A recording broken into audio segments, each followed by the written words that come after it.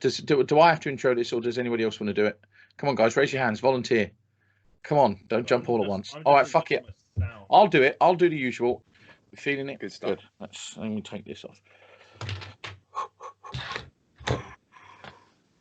We should do like a online virtual yoga thing on the podcasts. Be quite good. Anyway, right. And 5.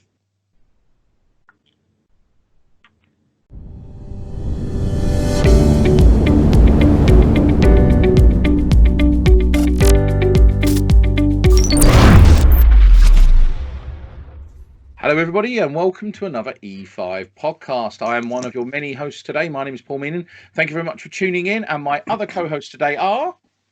Hey, it's David, a.k.a. SparkyNinja. Hello, I'm JW. Dan Jackson, a.k.a. Dan's the Engineer. And we are joined today by a regular, I think, on the podcast. Yep, I'm Richard Bowler, and I am the editor of Professional Electrician and Installer magazine. Right, Richard. This is going to be one of the better podcasts we've ever done, because I can sit back now. I've done my work. There's a bit at the end I've got to do.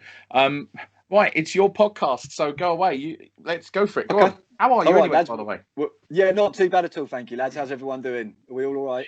Yeah, this virus thing's a bit weird, but we'll get through it.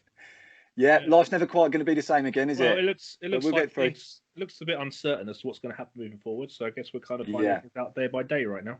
Yeah, no, I agree, lads. Yeah, no, it's one of those things. But everyone enjoying life at home where you can do, not going too mad. Oh, well, my hair off.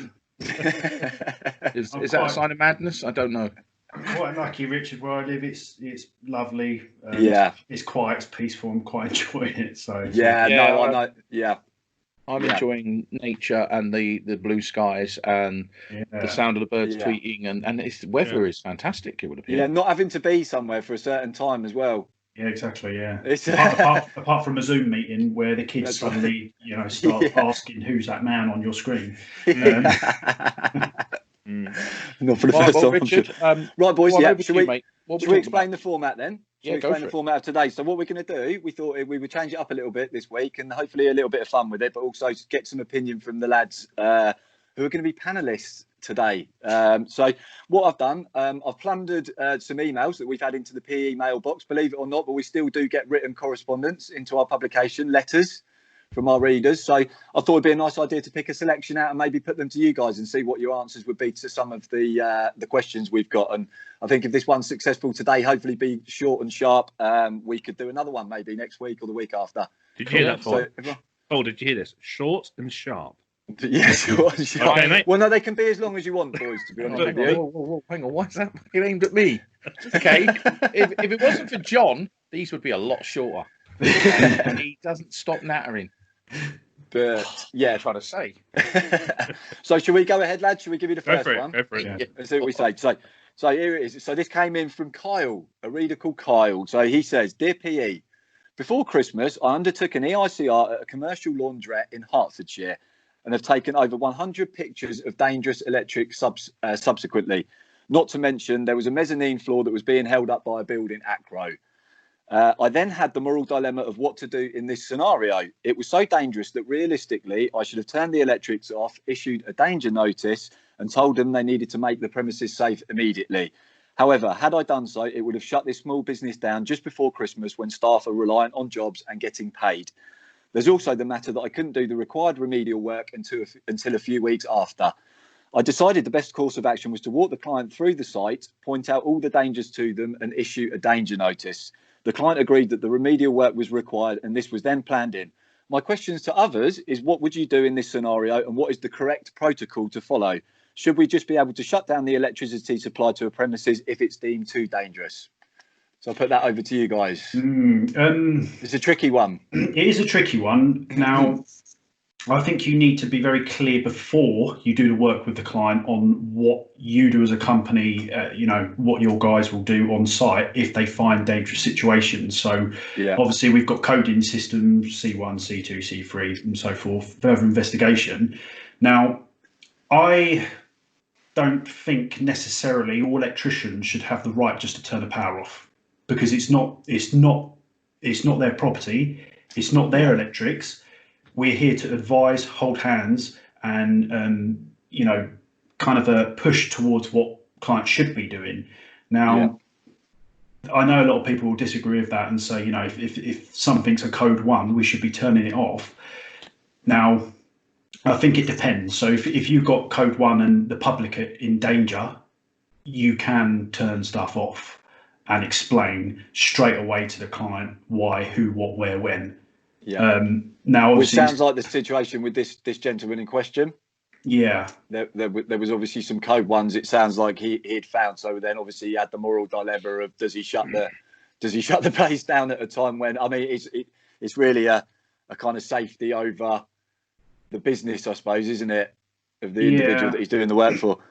It is, and I've come across instance, Richard, in a school where, sorry, not a school, it was a supermarket, a Korean supermarket, and there was a school next door, and somehow they've livened up a wire fence somehow along the lines. Now, obviously, if I found that is going off, like full stop. Wouldn't necessarily turn the whole installation off. I don't know. What does other feels like this? Lads, what would you add to that, chaps? I've had something like that happen before for me.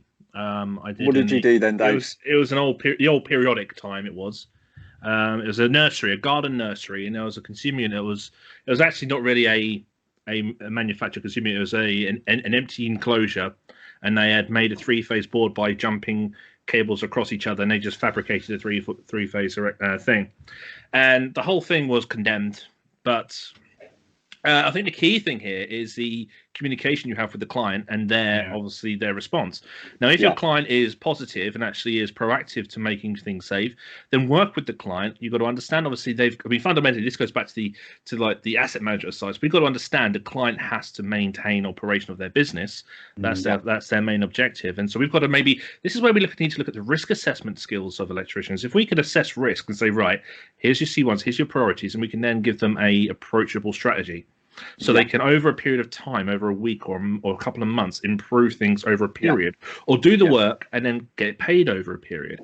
Yeah. If I'm too busy, such as this gentleman, I would then not say, "Oh, I'll do it in 3 months." I would probably I would recommend people another electrician. Yes, because they've got to get that remedied. With regards to if the client is not listening, then I'd have to say, right, I've got obviously duty here as a competent person under electricity work regulations, all this stuff.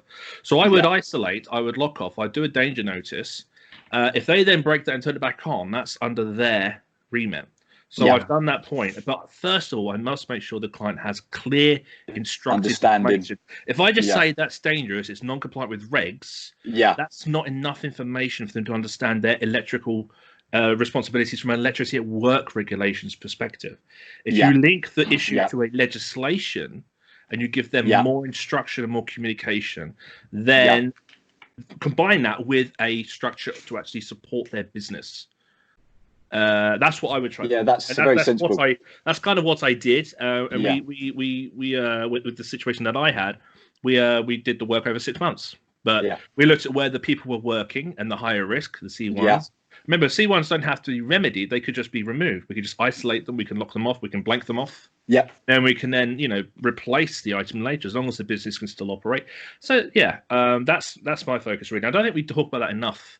The importance for us to actually look at the client. Yeah, it's very interesting what they need.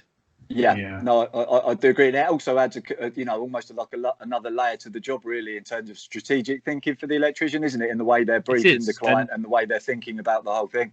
And I say all the time, when you do inspection testing, one of the first things you've got to do is get an understanding of the nature of the business and what the business needs to do to function. Because if you go in there, you can go into business, you can go, non-compliant. You can throw all these C3s around, these C2s, C1s. If that doesn't communicate to a business in a way that they can work with, it's redundant. I think also it's very easy to highlight problems, but the client really just wants to hear solutions. Exactly. Yeah, sure. So coming up, like what Dave said, like communication, and you've done your bit by communicating, obviously in writing as well. Yeah. And it is on them really, if you aren't able to fit in straight away. But to be honest, Richard, I mean, out of all the thousands and thousands of EICRs that I've managed over the years, you often find dangerous situations on a regular basis. Yeah, of course. It's a regular thing for me to Yeah. contact a client to say, Yeah. we have just found this, we're on site, blah, blah, blah. Yeah. It's an ongoing thing. So Yeah, no, that I totally agree, mate. I think, and obviously the consideration in this guy's mind was obviously just, does he shut that business down? And I think Dave's explanation in particular, if you go through a strategic approach to see if you can get it back up and running. But is everyone happy with that? Does anyone else want to come in, Paul or John? I'm going to let John answer before I chip in my one. Yeah, I think pretty much covered already. But say if you just go somewhere and just start turning stuff off, it's going to achieve nothing, because all that's going to happen is as soon as you walk out the door, they're going to turn it on again, and you won't be going back there ever for any reason. So if it is a C1 and it's like live parts are exposed, then of course there may be a reason to turn that off. But also, depending on what it is, look and see if you can do anything at the time to at least partly remedy it. So if it was like a board with, say, all the blanks are missing, just get some blanks out of the van and put them in there, and you fix that particular issue straight away. So just because it's C1 doesn't mean you've got to instantly rush to the main switch and pull all the things off. So I think it's definitely a case of each thing on its own merits. And then if you do have to say to people, well, look, this is extremely dangerous, you can't leave it like this, you've got to explain to them why and what the deal is. So just wrenching the switch off is not going to achieve anything. And it's important to mention that this is something that they don't really do in the 2391s or anything. The ability for us to actually communicate things with clients. It's definitely something that is absent, that communication. Okay, so let's go on a little bit of a journey. Go on then. A bit of history. So, short and sweet. 18th of March, 1954. Chapter 21, which is a term, a phrase given to the Rights of Entry for Gas and Electricity Boards Act of 1954. Bit of sad history for you. And what that did was that gave powers to inspectors working for the regional electricity companies at the time to effectively enforce entry to a home, to do whatever they needed to do, make safe. I mean, many years ago of our parents' generation, the electricity board inspectors had the right and the power to withdraw a company fuse and take power away from homes. Now, many years ago when I was doubling up, I did some installation metering, and I also was trained how to work on heads, change meters correctly and all the rest of it. And I worked with some guys who were very old Eastern Electricity Board guys, and they remember the good old days. And I remember clearly asking them, why was the authority taken away? And they were actually told, they told me, sorry, that it was under the Human Rights Act. People were entitled to have utilities, and it wasn't for the private companies to deny people their human rights to have energy because of their health.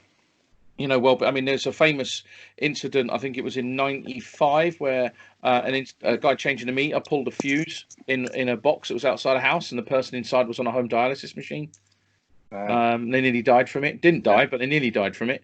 And then that kicked off the whole, you guys can't just turn up and pull fuses and do all the rest of it, unload and all that. You better have better safe system work. So if I came along and I found that ridiculous 100-odd pages of photos, first of all, I generally have a rule of thumb. If I get to 25 C1 or C2s, I stop. I issue a danger notification. But more importantly, you issue a danger notification, like with Dave. If it was really seriously dangerous C1, I can touch it, I can see it, it'll kill me. I would lock that bit off, and I would just say, look, this is my danger notification. I've got to warn you. And again, I'm going to go into law. Health and Safety at Work Act, Section 2, duties of employers to employees. It says, without prejudice to the generality of an employer's duty, which matters to which their duty extends, in particular, the provision of and maintenance of plant and systems of work that are, so far as reasonably practicable, safe and without risk to health.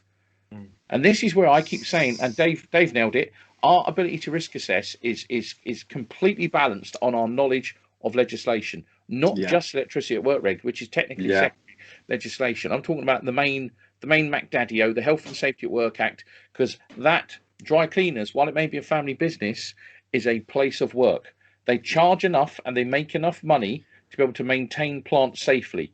If you could see something that will kill someone, and as John rightly said, if it's a couple of blanks, fit them in. I've always said to Sparks, you should have some disposable stock, pennies worth or a few quid's worth, that you can go home and sleep at night. If it's big stuff and you need to lock it off, you better make sure you know your legislation, know your risk assessment, have your danger notifications, and are very concise in how you communicate that to the the owner of the building. And then that's what I personally, for me, in my personal career, if somebody's rung me up and said, oh, something's dangerous, my next words to them will shut it off then. Oh, but it might shut a railway station. And so then my next phone call is to like the route controller going, oh, yeah, the power's going off. You can't do that. I can. I am. Sorry, but safety of the building and the person is far more important. And so that's my advice: is basically know your legislation and be pragmatic in how you apply it. But I just wanted to give you a little bit of history there. Really, that's all as well. I also wonder. Sorry, I also wonder sometimes if they're running a business and they can't afford to have a safe system, electrical system, they're doing something wrong with business. Yeah. And well, they won't know that they won't know that. They may not have known that. That's the thing. I think that's probably what I know, but the case was. But as a business owner, like standing court and turn around like Paul just said, say, "Oh no, I can't afford that." Yeah. It just, or I didn't. I overlooked that. Yeah. You're never going to win. No, of course you're not, mate. No. Fundamentally, the whole issue is safety, isn't it? And that's the most important thing, isn't it? Really, at the end of all of this. So, shall we move on to the next one then? Yeah. We're all happy with that? Right, okay, chaps. So just listen out for this one. It's a little bit of a longer question, but it taps into something that's obviously quite topical at this moment in time. So it says, hello, PE. We pick up a copy of the magazine every month, but have never felt compelled to write in until now. I was recently approached by a large local estate agent with regards to doing their electrical installation condition reports. As you know, it will soon be mandatory to have these done for all rented accommodation. They told me they will pay £120 for a 1 to 2 bedroom flat or bedsit and £150 for a 3 to 4 bed house or larger. These prices include VAT and they will take 10% for themselves as administration. This effectively means £84 and £105 respectively to do the tests. I live and work in Buckinghamshire and charge £35 per hour, which I think is a reasonable hourly rate. I ordinarily charge £20 per circuit tested for EICRs, and once again, I feel this is a fair price. Of course, I've turned down the work at the rates the estate agent is offering, and I cannot complete what I feel is an adequate assessment of electrical safety at these timescales and prices. I'm sceptical that any competent electrician can. Indeed, one of the CPS schemes states themselves that it takes 10 minutes to 40 minutes per circuit on their own YouTube videos. What is worrying me is that I feel the introduction of mandatory testing for rented accommodation will create a situation much like PAT testing, where it will become a race to the bottom and non-qualified people will be doing the work. It's a shame that the importance of regular inspection and testing is deemed so unimportant as to not warrant even a reasonable amount of time and money to be completed satisfactorily. I would be interested to hear other electricians' views on this matter. So what do we think, chaps? Do we think it could be a race to the bottom? I've got this. So I'm gonna, because I've finished. Let me start this one. John can tidy it up for me. Just on that first bit, very simply. If they're offering you that much money, here's my advice: tell them to go get. And you can quote me on that. So and on the, do you think there's a race to the bottom? I hate to say it, that race started many years ago. Peace out. The rest of you lads, you can chat about it. I mean, look, just to reiterate again. So he said they'll pay him £120 for a 1 to 2 bedroom flat or bedsit and £150 for a 3 to 4 bed house or larger. So the problem with that, Paul, if you turn around and say go get fucked, that's absolutely fine because you're not going to. So someone else will do it, and the problem is with the letting agents. You tend to find it's people who are starting out on their own quite a lot of the time, and it's their first kind of work. They don't really know their pricing structure, and after a while, a lot of people seem to realise that these sort of prices make absolutely no money, and it 100% is a race to the bottom. Especially, you said 120 for a 1 to 2 bed, including VAT. Yeah, which is ridiculous. I mean, how are you going to turn over? Drive by. It's turn up, check the bonding, fill out a board schedule, and maybe get a ZS and a fault current value. Once you've familiarised yourself with the property and you're out, there's no value in that. My answer to this one is that the solution to this lies within the powers of the competent person schemes, because the legislation, the government, all the advice will be for people to be using an equivalent or a recognised person by one of those schemes, structures, bodies, whatever. And if contractors are going to then subscribe to those to get the authorization and go and do the work and then carry out the work in that strategy, then those schemes, those bodies should monitor that, sanction that, and pull that back. The only way, because we shouldn't be having tenants, we shouldn't be having landlords telling us what rate and how quick we should charge. We should be having strategies that insurers listen to, like the CPS, saying what the work should take, and then the CPS should be closely monitoring how much output these approved, registered, domestic / accredited, whatever, achieve, and they should closely monitor that. And if anything looks fishy, or they should even get involved with the pricing, even looking at that. Yeah. Looking at the behavior of the business, and then pull that out if they take the mick. Who authorises the CPSs to authorise electricians? Because as far as I'm aware, if somebody lived in a social house and they asked me to go and do an EICR, I could go and do an EICR. Yeah.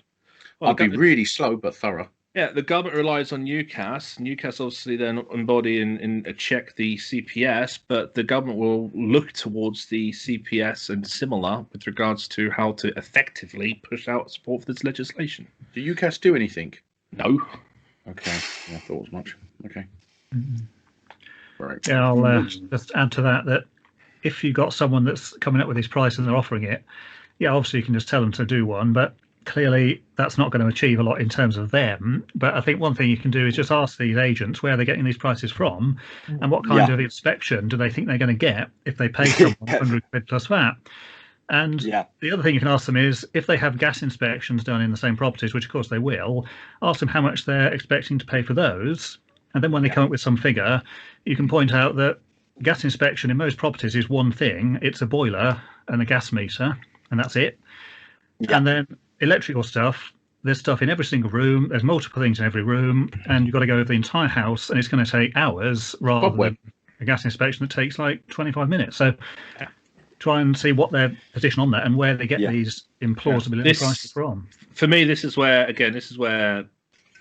bodies or CPS, whatever kind of companies claim to maintain the standards of the industry, need to actually put in extra effort to improve this. Can I just say, John has, he's just made that far more logical. Him and Dave. I mean, Dave could do a series of podcasts on this. I think we've spoke about it in a podcast, but I think John is right. Definitely go back and ask them, but.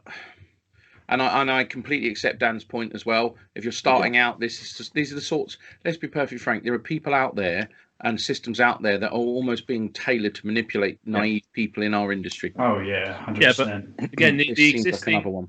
We're still in the middle of this 10, 15-year culture of insurers and companies saying make sure you use quote whichever CPS you want, registered electrician, to do the work. This moving forward, unless there's a new identity, a new thing, they'll just reuse that.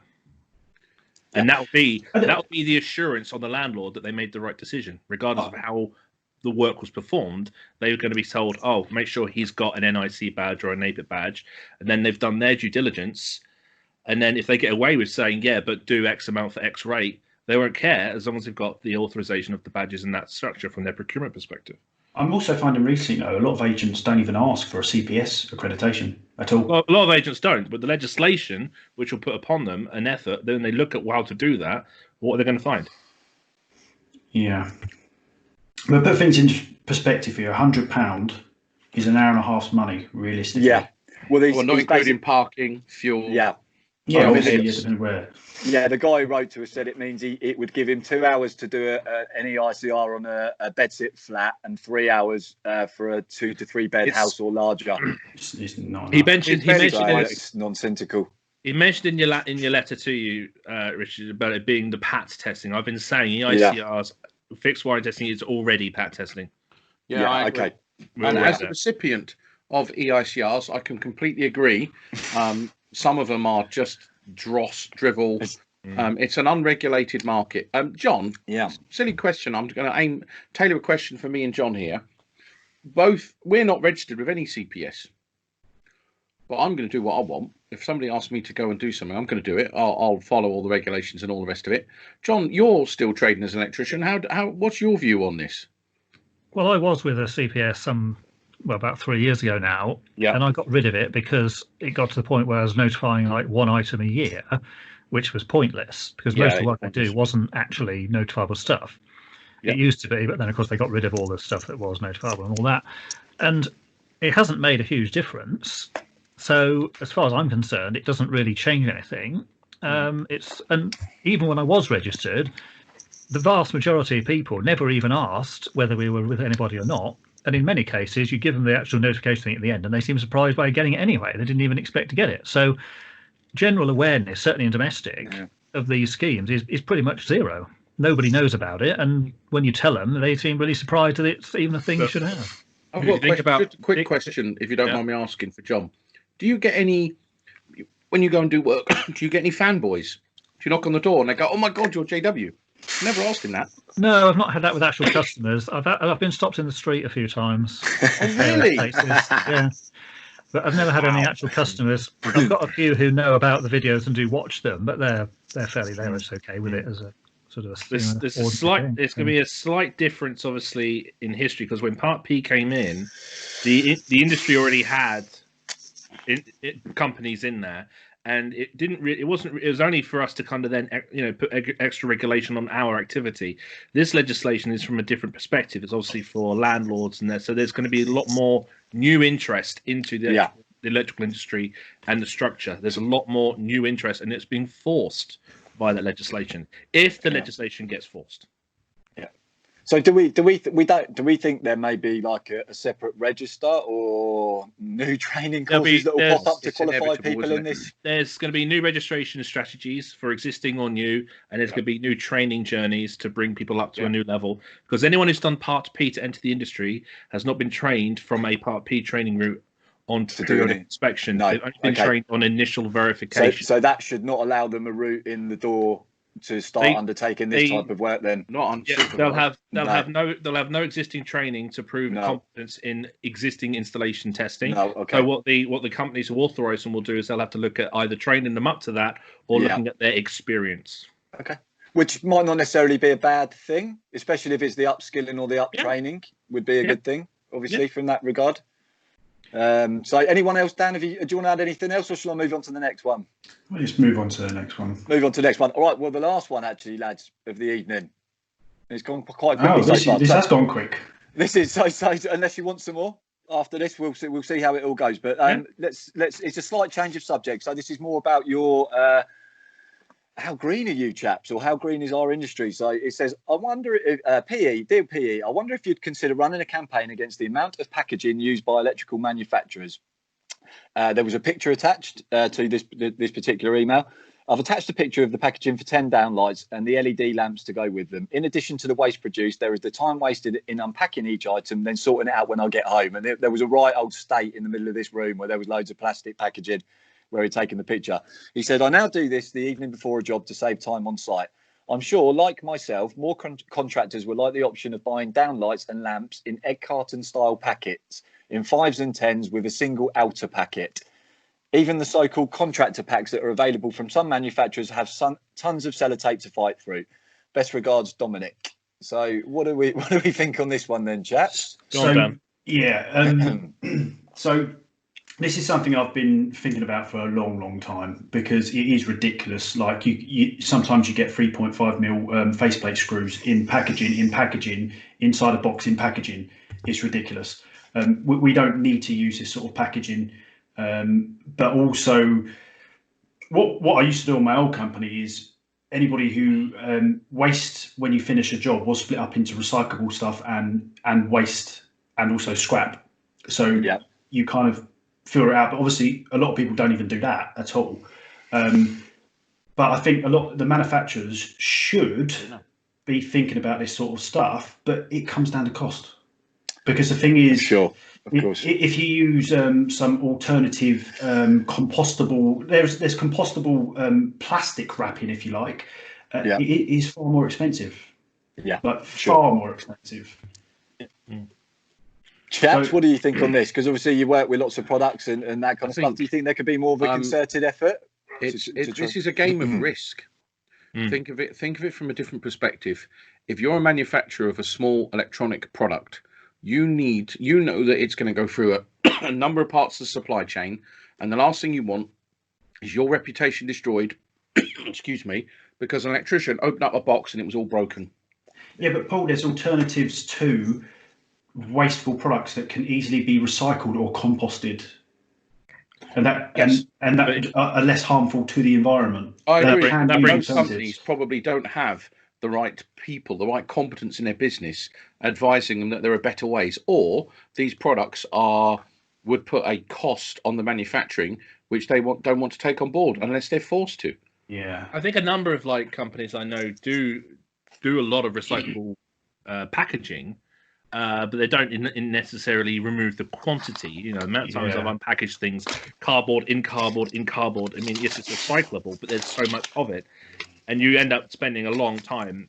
But so there's a couple of things. Really. I mean, as Paul said, you know, there is, you know, the primary thing for them must be consideration of risk with logistics. You know, that must be priority one, and then obviously right now the green effect must be secondary, maybe even third after cost even. But with the way we're evolving, this is going to be something that will fix itself over the upcoming years, surely, because you know we're just pushing plastics out more aggressively. So it's just, I think we're right now in the middle of an adjustment, and I think our industry probably one of the ones that adjust late. You know, what would be interesting really is to see brand new manufacturers of new innovations bring their products and see how new they take marketing and take their packaging. You know, you might find that that's a good place. Yeah, definitely. You know, new products might actually be a bit ahead of the existing manufacturers, and that might be a good thing to do a little look into, a little study on. Yeah, very interesting subject. And JW, what do you think? Because obviously you see a lot of products and test a lot of products, don't you? The problem with plastic, certainly up to now, is that plastic is incredibly cheap, and that's why it's used for packaging extensively, because it's far cheaper than pretty much anything else. So, of course, people are going to go for that because it's just the cheap option. But, there is, even with plastic on itself, there is far too much of it. And it's things like this, the little screws that come in the box, as you mentioned, they can be clipped on the back of the actual accessory. Some manufacturers do that already, rather than putting it in a little plastic bag and then putting it in the side of the other bag and all that kind of thing. But plastic being far too cheap, basically, is why it's used so extensively on everything, because it's the quick, easy, cheap option. And also it's lightweight, so it doesn't add all your weight to your shipping costs and whatever. So once people move away from plastic for whatever reason, it should improve. The other solutions are there. It's just getting people to use them.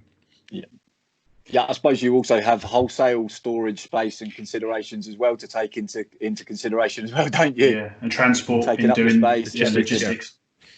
But I think you should do a survey, Richard, for sure. Yeah, we will do.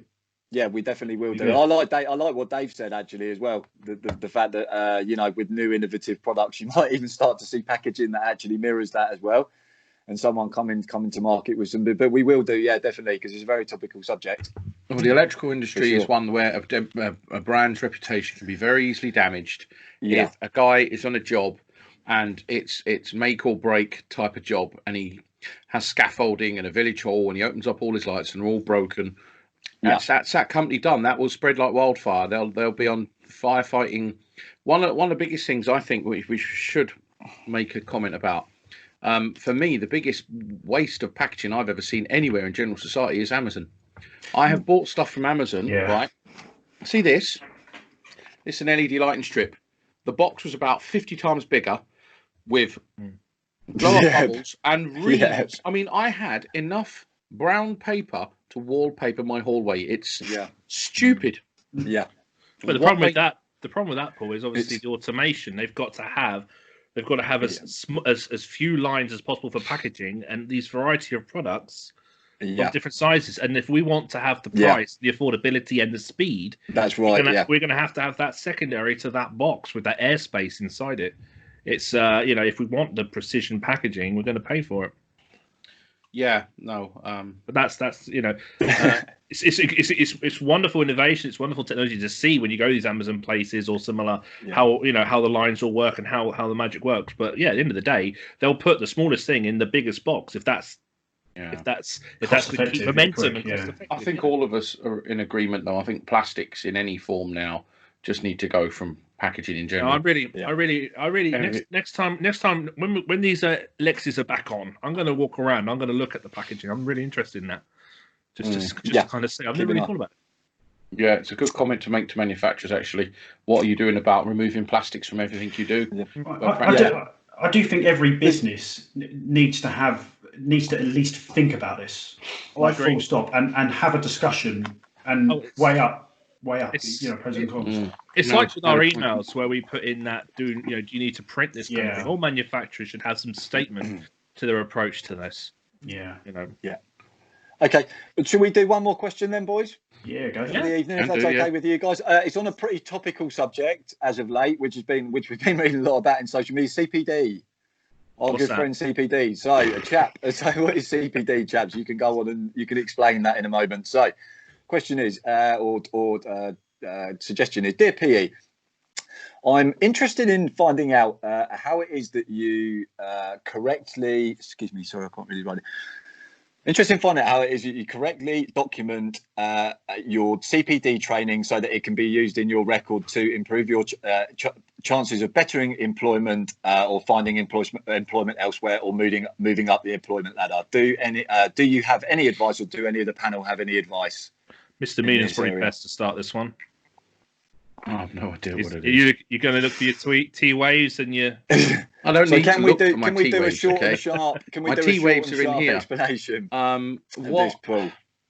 So T-waves. Okay. We've explained that in another podcast. Training, work experience, academic, volunteering, events, seminars, self-study. Okay. So that's your T-waves. So CPD is basically broken down across those. All right. Let me rephrase that. For the IET, they would prefer it if what you do as CPD is put into the work experience box, volunteering box, events, seminars, self-study, training. So when I get a CPD return from the IET to assess, I will see on a CPD return work experience, 0. That's fine. That person may be a director of an electrical contractor. He's not going to go and do work experience. Volunteering, he may help run some events somewhere, wherever he lives. And he may have spent 80 hours putting on, supporting, helping an Alex or something like that. Event seminars, he may have gone to a couple of NAPIT and NIC Live over the 12 months. His self-study, he may put 75 hours because he's spent a minimum of 75 hours, arguing over regs. That's fine. He can declare all that and he can put, over the total against those boxes. And he doesn't have to use those boxes, by the way. It's just a good way of reflecting. That's the framework that the IET have. Because when he puts his declaration in, he will obviously put his name, who he is, what he's done, etc. But one of the key things he has to do is the reflection. So when he's done the work, how was he able to demonstrate that the CPD was beneficial? So, for instance, a silly little thing. If I went and did work experience down the road, I don't know, let's say it was at a mental health charity or an old folks home charity. Now, my reflection on that would be, yes, okay, it's a good public service. It's a good thing to do. But I'm going to learn loads and loads of skills when it comes to working and dealing with people who are elderly, vulnerable, including, helping them get up, sit down correctly, their posture, and all this good stuff. Now, if I'm able to reflect and go, well, actually, when you're working in this area or you're volunteering in this part of society, these are the precautionary measures you have to take. That's me reflecting on what I've learned. Yeah.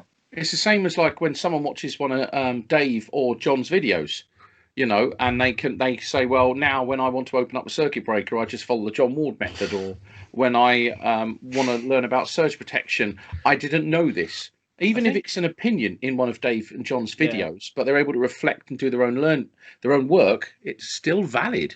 Yeah. It's about what takes you from here to there. That's the key thing. I think with my observations of things, obviously we go through our training, we go to our college, we do NVQ3s, and we're told what to write, or we're told what to say to write and all that. We're not really told to just write what we think. And then we go to exhibitions, we listen to people, we read regulations, and we're always kind of told, or we're always reading what we're supposed to work to. And I don't think many of us really think about just like a diary moment in our industry of what we're doing, what we'd like to do, and how we're doing what we're doing, and our reflection on that. And I think that's exactly what the question is referring to: is how do we capture this CPD for documenting it and giving it as evidence? There are great. I mean, as Paul's saying, the IET have a structure, they have a process. I personally don't document CV because I do it all the blooming time. If I was to go for a job application in something, I would then find the specific CPD evidence. So let's kill that. Let's kill that off straight away. Let's kill that off straight away. So you're right. People like I think it's fair to say Dave and John are like farmers of CPD. They run a huge farm, and they're constantly sowing seeds of learning, and they're collecting their knowledge as well. They're giving it out, and so they are farmers of CPD. If you're home wondering how much do I do, how much is enough, how much, so the IET. I think even the JIB even mentioned around minimum of 30 hours. If you're consciously aware of what learning you're making, you're going to be firing. So I've just been asked for my CPD return for last year. Ha ha ha ha. Again, they've asked me. So I'm like, okay, great. Because listen, it would take me 3 days to write a month's worth. And I'm going back through and going, oh, I've done this, I've done that, I've done this, I've done it. So it gets to a point where I have to know my limits. Be selective. And demonstrate, be selective, and say, I am consciously aware I'm on a journey. Now, this chap was asking about how he logs it. So he can use Career Manager. If he doesn't want to do that, you can open up a Word document, and all you've got to do is just put a name. What was it you did? Did it fit under the T waves? Or you don't have to do that if you don't want to do it. What the date you did, to and from, how many hours it was, describe what it was. So, for instance, I did, let's say, I haven't, but let's say I was doing it for an EV charger course. So I did an EV charger course for 2 days at a training centre. It was 15 hours in length. And I write, it was with these people. I learnt about earthing configurations, the hazards around EV, different manufacturers, their products, how to test it differently, the importance of X, Y, and Z. Your reflection is far more. Yeah. So this is what I did, and this is where I did it, and all that good stuff. But the reflection. I learned how one manufacturer worked, and I had more questions than answers. See, I focus on if ever I find good CPD, if I come across that and go, oh, that's interesting, the first thing I'm trying to do is find a way to capture that CPD. Either a bookmark, download a PDF, put it in a folder. I've got screen capture, whatever, because I can capture it. Now, I'm not reflecting on it right now, but I put it in a certain place. I've got I've got 3 terabyte drive right now on a Dropbox, which is probably starting to get a bit fat, just with probably 10 years of CPD. But now, if I wanted to do a CV, I'm not going to put all of that on there. No, of course not. The poor sod at the other end is going to go, hang on. But I'm going to think about electricity work regulation 16, competence relative to the nature of the work. So I go, right, I'm looking to do a work in this. I'm now going to collect the CPD that I've done, and I will then reflect on that, and I'll then conclude if I need to do any more. And that's how I would approach CPD with that. Can I say that Dave nailed it? It's one of the key things that we forget in all of the hullabaloo and the mess and the loudness of social media and everything we're doing and the arguments and the debates. It is very much that. It's competence relevant to the work being done. And that's what you've got to remember. In everything you do in the electrical industry, it's competence relevant to the task. If I went back and I had to do some high voltage substation installations as a contractor and I was managing it, I would just be CPDing all around HV, subs, logistics, and all that sort of stuff. And that's really important. So that's the best. I think the best recommendation would be to look at the IET strategy with T-Waves. I think it's the best thing the industry's got. When you agree, Paul? It's the only thing the industry has. And this is why I've said to people, Excel spreadsheet, Microsoft Word. I mean, God, I have something called an IPD report, which is an intended professional development report. And what it is, it's the old mantra: if you write it down, you'll do it. So I've written down a load of courses that I want to do. And in fairness, I was doing this 15 years ago of courses I wanted to do. And as my knowledge grew, some of those courses just fell by the wayside. I remember wanting to do a HV switching course in Birkenhead. And I had that on a Word document over 10 years ago. Never got around to it because I moved around and I moved past it and I did like Bosch Fire. But writing it down gives you some motivation as to, I want to do that. I want to attain that. I want to achieve it. And Which the IET again- do ask you to do that as Yeah. well for professional But registration. This is why we often say we don't like the term endpoint assessment, thinking about the GIB being an end point Yeah. of the goal, because you've got to start thinking forwards about Yeah. where you want to work and collect CPD, capture CPD. And then if he wants to write a CV, he needs to say to himself, right, what is the CV about? What is the Yeah. company's scope? Is it Yeah. EV? Is it fire? Then they say, right, well, where's my CPD? I mean, I've got arc Yeah. flash, I've got thermal, I've got electric vehicle, and you're not going to write all of that to apply No. for one job on PLC programming. No. So, yeah. So capture it and then obviously write your CV relative and make sure you've got enough at the time. And people who manage in the industry, they have to know a little bit about a lot, a little bit of a lot of it. Sure. And it's not about the term. Too many people get hung up on the term CPD. At the end of the day, CPD is the process of learning and reflecting. Period. That's it. Yeah. Learning and reflecting. You can either document it or don't document it. If you don't document it, you'll get found out whether you've done it or not. You'll be able to talk about it. Sure. Excellent. Cool. Well, no, I think you've answered that well, chaps. All good. Try to. So, right. Well, you've got Right, two do you wanna- CPD farmers in here, so Yeah, well, that's what we said. Yeah, like sowing their seeds everywhere, the boys. So yeah, no, that's great, chaps. So should we wrap it up at that for today, and then we can maybe come back on and do a few more for you another time? yeah, Yeah, fine. sure. Yeah. Yeah. Were We've you got all a right few with more that, around the lads? subject. Are you I'll lads take- all right with that? Yeah. Yeah, Okay, all that's good. great. Yeah. Really Right, appreciate well, your time, though, boys. Well done. Richard, thank you Cool. very much, sir. Gents, Good. thank you very much. You know what I'm going to say. Till the next one, take care of yourself and each other. Bye. Bye bye. Bye-bye. See you, boys.